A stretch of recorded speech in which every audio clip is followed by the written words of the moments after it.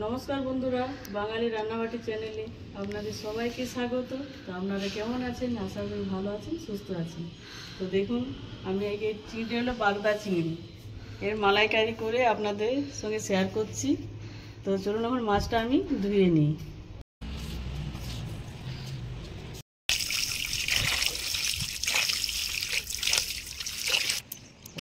এই মাছের এই কালো অংশটা আমি ফেলে দিচ্ছি,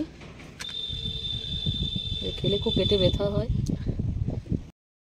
সোমাগুলো সব ফেলে দিচ্ছি। হলুদ মাখিয়ে নিচ্ছি, হলুদ গুঁড়ো,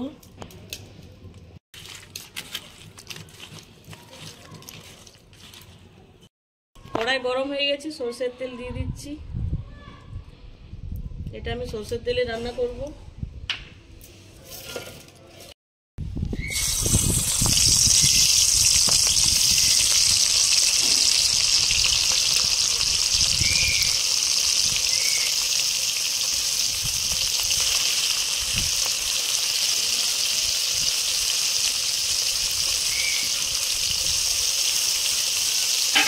তেলে হবে তেজপাতা,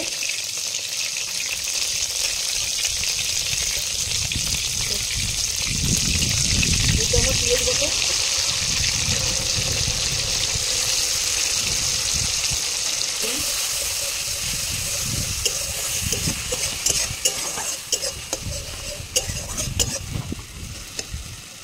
রসুন বাটা,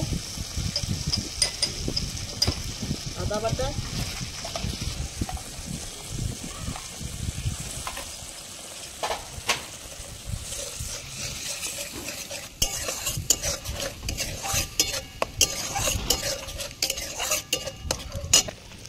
পরিমাণ মতন হলুদ গুঁড়ো,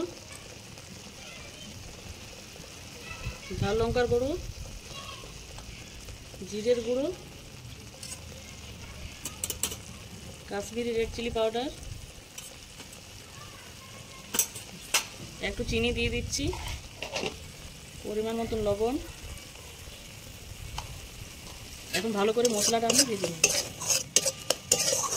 চলে যাচ্ছে, আমি মশলাটা কষিয়ে নিচ্ছি।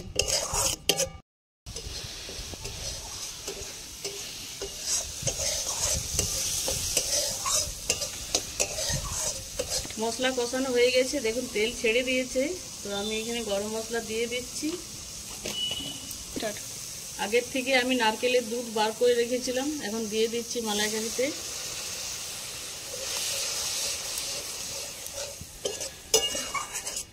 নারকেলের দুধ দিলে যা খেতে লাগে না, দারুণ। আমি দিয়ে দিচ্ছি, ঝোলটা ফুটে গেছে, এটা একদম মাখা মাখা হবে। তো চেরা কাঁচা লঙ্কা দুটো দিয়ে দিচ্ছি।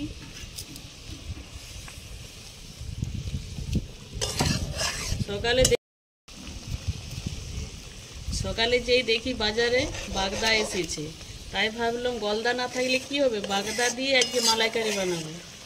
তো বাগদা দিয়েই মালাইকারি বানিয়ে ফেললাম। তবে খেতে খুবই ভালো লাগে, চিংড়ির গন্ধ এমনিতেই ভালো লাগে। চ্যানেলটিকে সাবস্ক্রাইব করবেন, পাশে থাকবেন, লাইক করবেন আর প্রচুর শেয়ার করবেন বন্ধুরা। আইকনটি অবশ্যই প্রেস করবেন, যখনই আমি কোনো ভিডিও দেবো সবার প্রথমে আপনি পেয়ে যাবেন।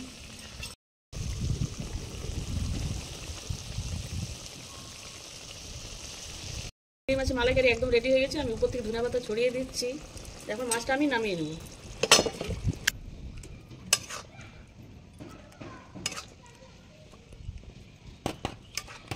দারুণ হয়েছে কিন্তু কালারটা, হ্যাঁ।